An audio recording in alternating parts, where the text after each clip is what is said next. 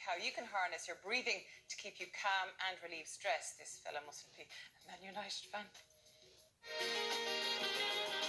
Very welcome back. Now, it has been a stressful 2 years for everyone, and many of us have looked for ways of relieving that stress in any way we can. Here to show us the benefits of breath work and how tapping into our nervous system can help to reduce anxiety is Ronan O'Brien, founder of Breathwave Ireland. Thank you so much for joining us on the show today. Never have we needed you more than at this day and age now, really, because the whole country is on a knife edge of nervousness, really, over the last number of weeks with this latest Omicron wave. Have you felt that as well with the clients, the people you've encountered? Yeah, well, I took a break for Christmas when I came back, and when I came back, I was at maximum output. Yeah, so the Zoom work that we do on Wednesday nights was maxed out. Yeah. For people that may not know, myself included, I wouldn't be an expert on this, what breathwork actually is. What is it you do? Well, there's a couple of different formats of breathwork. So to the normal person, we breathe. So explaining breathwork comes in a couple of different conversations.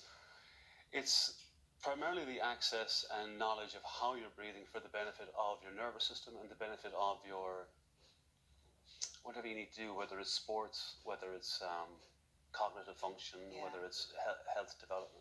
So the method in which you breathe can affect your performance when it comes to sporting activities, how it comes to how you deal with crises, how stress management, everything like that. If you bring it back to the breath, it can actually significantly make a difference. 100%. Yeah. And what way is that? You mentioned, when I was reading about you, that you have two different nervous systems. Can you go into that a little bit? How breath helps exactly. that? We've got two branches of the nervous system. So in one way, we are our nervous systems experiencing our day-to-day. Yeah.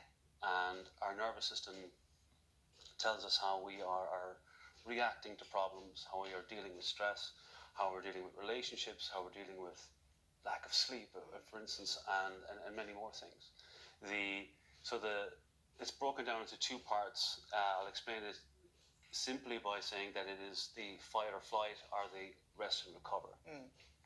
Fight or flight is that action where you're like, your nervous system is geared up to get over a problem or to run very fast, and that's opposed to our parasympathetic, which is our rest, relax, recover response, and we don't spend enough time in that actively.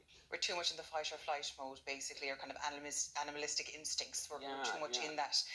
But when it comes to trying to get over that, I mean, there's a huge connection between our mind and our body and kind of trying to overcome that. Do you think we sometimes forget about maybe just taking a step back and being present in ourselves?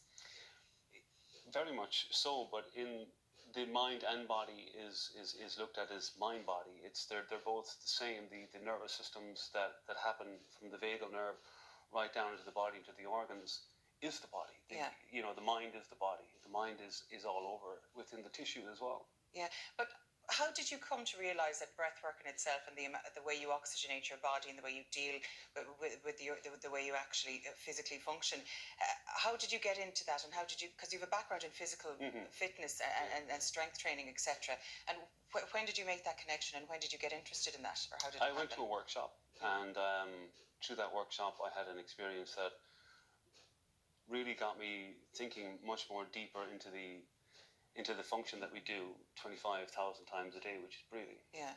On average. Yeah.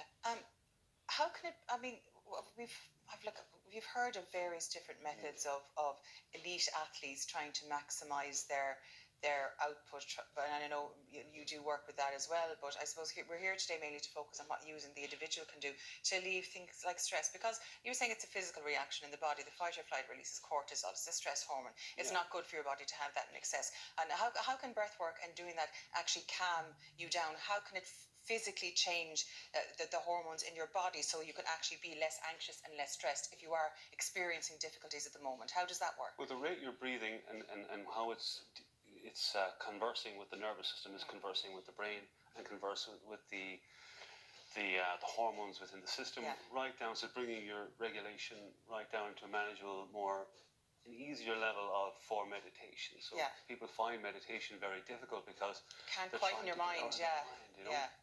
So with the breath work as meditation, you've got something, an anchor to hold on to and move with, versus just trying to sit there and be be a monk, basically. Yeah, but I find that really difficult. How do you do that, trying to quieten the mind to just get in a state of relaxation? You're going to show some techniques for that. I'm the guinea pig for this anyway, lads. I'm trying to calm me down today. It'll be fun. Can you just bring us through one of these exercises? I can. You want to do it now? I'll do it now. Yeah, Here, okay. what am I going to do now? Just. So your spine is straight. Yeah. Your eyes are closed. Okay. Trust me. I don't yet, but you know I might. So often for the start, we'll have our hands on our just above between our hips and our ribs, and just feel your breathing into there. We want to breathe into the belly because we want to activate the diaphragm. So you need to feel it the bottom, like where my hands are here. Preferably, yeah. So of course we're breathing into the lungs, but we also want to trigger into the diaphragm, which is just kind of below the rib cage. So breathing down in there, we're going to breathe in through the nose and relax out. We're going to take 2 or 3 big breaths, feeling it into that space, into that cavity. Good. One more. Good. Now we're going to move into the triangular breath, which is we're going to breathe in for 5 seconds, hold our breath for 5 seconds, and breathe out for 5 seconds. So breathing in for 1, 2, 3, 4, 5. Hold that breath for 5, 4, 3, 2, 1, and exhale slowly for 5, 4, 3, 2, 1.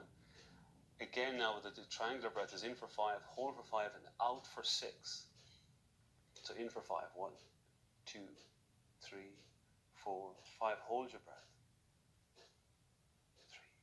3, 2, 1, and exhale slowly for 6. 3, 4, 5, 6. One more time. In for 5. 1, 2, 3, 4, 5, and hold for 5. And then we're going to exhale for 7. And exhale. 1, 2, 3, 4, 5, 6, 7. So the purpose of the exhale being more slowly than the inhale. I'm sorry, I'm half asleep here after that, but it really works. Yeah. So the purpose is very. So the purpose of the exhale being more slower than the inhale is to tell the body that you're safe. It's safety. Yeah. It does actually work. I can't even speak anymore because I'm actually quite relaxed after that. It surprised me quite a lot. Well, thank you so much for bringing us through that. Unfortunately, we're after running out of time, but no better way to finish it than in a very good example. Thank you so much for joining us. Most and of welcome. course, if you'd like to give breathwork a go yourself and have a little snooze on the couch like I am, you can visit breathwaveireland.com for more information. We're back with new sport and weather right after the break. Don't go anywhere.